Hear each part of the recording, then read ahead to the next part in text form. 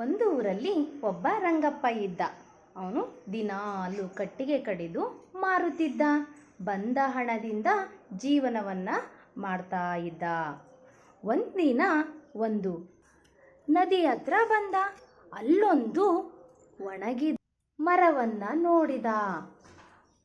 ಆ ಒಂದು ಮರವನ್ನ ಕಡಿದ್ರೆ ಈ ಕಟ್ಟಿಗೆಗಳನ್ನ ಕಡಿದು ಮಾರಿದ್ರೆ ತುಂಬಾ ದುಡ್ಡು ಬರುತ್ತೆ ಅಂತ ಅವನು ಆಸೆ ಪಟ್ಟು ಏನ್ ಮಾಡಿದ, ಅಪ್ಪ ಆ ಮರವನ್ನ ಕಡಿಲಿಕ್ಕೆ ಬಂದ.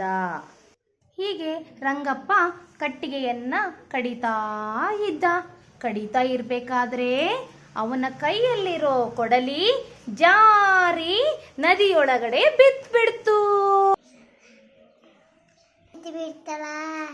ಆಗ ರಂಗಪ್ಪ ಅಯ್ಯೋ ನನ್ನ ಕೊಡಲಿ ಬಿದ್ಬಿಡ್ತು ಅಂತ ಹೇಳಿ ಅವನು ಮರದ ಕೆಳಗಡೆ ಕುತ್ಕೊಂಡು ಅಳ್ತಾ ಇದ್ದ. ಆಗ ಒಮ್ಮೆಗೆ ಆ ನದಿಯಿಂದ ಒಬ್ಬ ದೇವತೆ ಪ್ರತ್ಯಕ್ಷ ಆದ್ರು.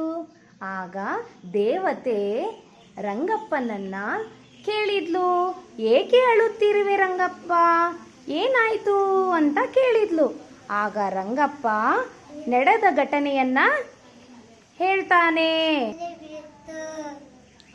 ಆಗ ದೇವತೆ ನದಿಯಲ್ಲಿ ಮುಳುಗಿ ಬಂಗಾರದ ಕೊಡಲಿಯನ್ನ ತಂದ್ರು.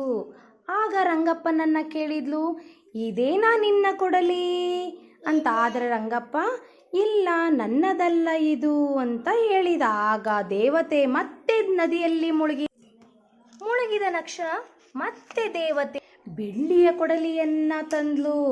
ಆಗ ದೇವತೆ ಮತ್ತೆ ರಂಗಪ್ಪನನ್ನ ಕೇಳಿದ್ಲು, ಇದೇನಾ ನಿನ್ನ ಕೊಡಲಿ ಅಂತ ಕೇಳಿದ. ಆಗ ರಂಗಪ್ಪ ಇದು ನನ್ನ ಕೊಡಲಿ ಅಲ್ಲ ಅಂತ ಹೇಳಿದ. ಆಗ ದೇವತೆ ಮತ್ತೆ ಒಳಗಡೆ ಮುಳುಗಿದ್ರು. ಕಬ್ಬಿಣದ ಕೊಡಲಿಯನ್ನ ತಂದ್ಲು.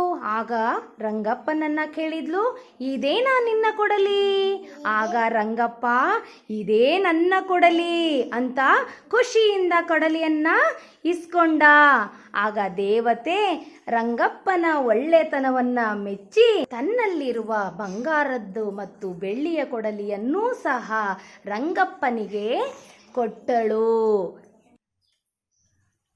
ರಂಗಪ್ಪ 3 ಕೊಡಲಿಯನ್ನು ಸಹ ತನ್ನ ಮನೆಗೆ ತೆಗೆದುಕೊಂಡು ಹೋದ. ಆಗ ದೇವತೆ ಮತ್ತೆ ನದಿಯೊಳಗೆ ಈ ಕಥೆಯಿಂದ ನಮ್ಗೇನು ತಿಳಿದು ಬಂತು? ಒಳ್ಳೇದು ಮಾಡಿದರೆ, ಸುಳ್ಳನ್ನ ನಾವು ಹೇಳಲಿಲ್ಲಂಗಿದ್ರೆ ನಮಗೆ ಒಳ್ಳೆಯದೇ ಆಗುತ್ತೆ. ನಾವು ಸತ್ಯಕ್ಕೆ ಯಾವಾಗಲೂ ಏನಿದೆ, ಜಯ ಇದ್ದೇ ಇರುತ್ತೆ ಅಲ್ವಾ?